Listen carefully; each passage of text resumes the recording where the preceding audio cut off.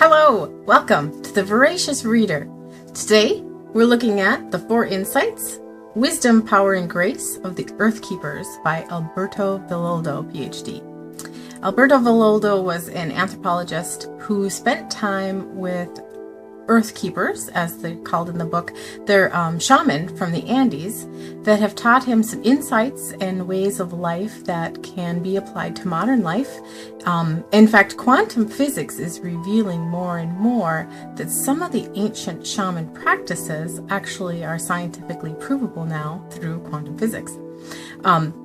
You can read the book to get a little bit deeper into that, because in this short video I just want to share with you a few of the very key concepts that Alberto discovers, and they're very helpful in looking at how you are perceiving reality and shifting your perspective on things. The idea is that there's four insights that kind of align with four bodies: our physical bodies, our mental and emotional realms, our spirituality.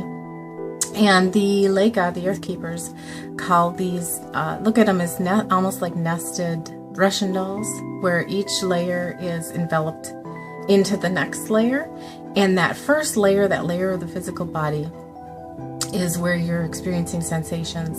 And that second layer of thought and emotion is in your mind. The third layer is your soul, and the fourth layer is your spirit. He goes into some really good detail of these four layers. He talks about four levels of perception and how they kind of correlate. You know, if you've ever followed any animal symbolism, you can think about a deer often represents gentleness and ease. Well, Leica, or the Earthkeepers, use animal symbolism in these four bodies and four levels of perception as a teaching tool and way of processing their world. And that first layer, that level of body, is a snake. You think about a snake who's, you know, low to the ground and very sensual and instinctual and very much about the senses.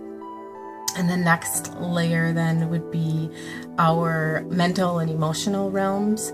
And the symbolism for that is jaguar. And a jaguar is an animal that's going to fight and defend their young, and also be very nurturing and be looking to feed and care for their young.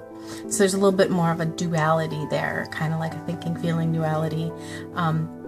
These also correspond, interestingly enough, to the four layers of the brain. If you ever want to do any brain research, you'll discover that there are four levels to the brain, and we touched upon that in a prior episode of Voracious Reader called Buddha's Brain.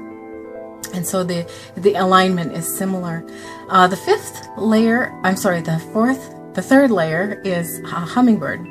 Hummingbird is at the level of soul, and the hummingbird makes a migration, a journey over the oceans every year, and it's you can think of it as a mythic journey. And at the level of hummingbird, the perception is look at your life as an epic journey. And the fourth level is eagle, which coincides with spirit, and that's that high level of an eagle just floating over the sky, zooming in on its prey, but being able to have that huge distance view, and that's our level of spirit. These four bodies, or these four levels, then correspond to the four insights.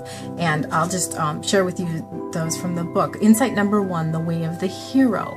The practices of the hero are non-judgment, non-suffering, non-attachment, and beauty. At insight level two, the way of the luminous warrior. You can kind of think of a jaguar as a luminous warrior. The practices are fearlessness, non-doing, certainty, and non-engagement.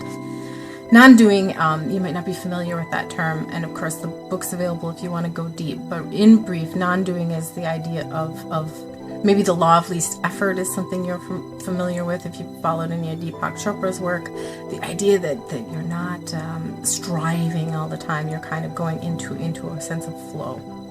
The third insight, the way of the seer. Practices are beginner's mind, living consequently, transparency, and integrity. You might also notice some terminology that's very similar to Buddhism here. The fourth insight, the way of the sage. Mastering time, owning your projections, no mind, and individuality. religious alchemy are the practices.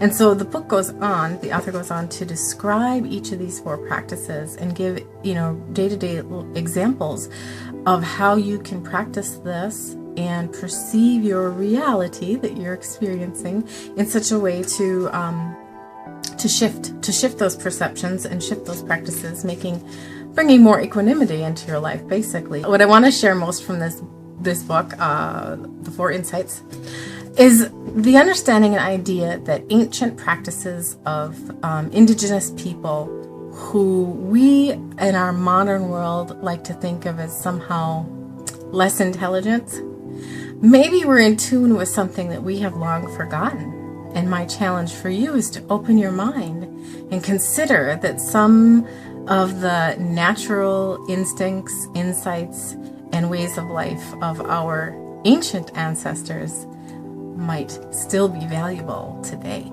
Thanks for watching The Voracious Reader. We'll see you next week. Create a great week.